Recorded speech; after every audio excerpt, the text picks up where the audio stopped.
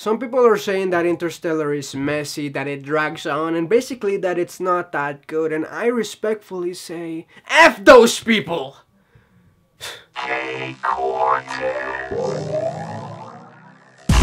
Interstellar, what can I say?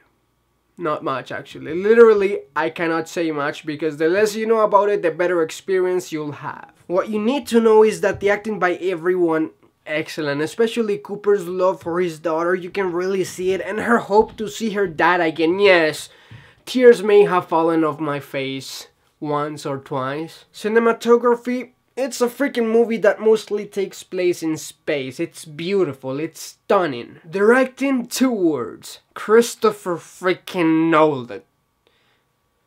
Well, that's 3 words. 3 words.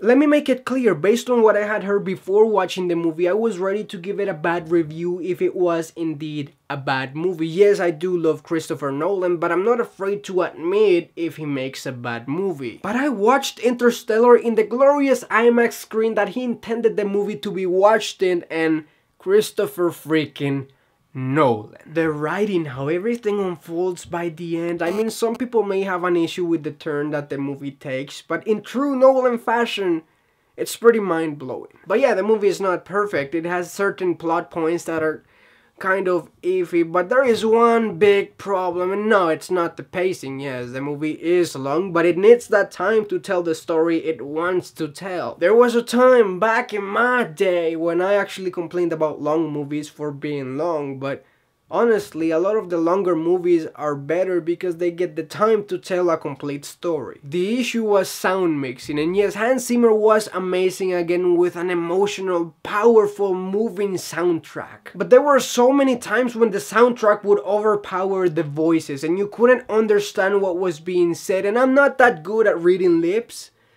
So, like, I tried, but pretty sure they didn't say blah blah blah blah.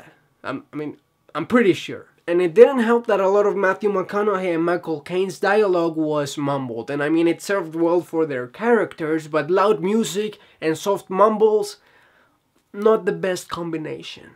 Interstellar is like a smart robot. You kind of have an idea of how it works, and it can be a tad too loud at times. It may glitch a little bit of the time, but you can't help but be fascinated by it and love what it does. But ultimately, Interstellar is about 2 deeper stories that are not about the vastness of space, but about the inner humanity. One is about love, having a connection with someone, longing for them, missing them, how powerful love can be and what it can drive us to do. The second story is about survival, advancing the human race, continuing to move forward even if you must cross certain moral lines. And the way those 2 stories unfold and come together is the beauty of this movie.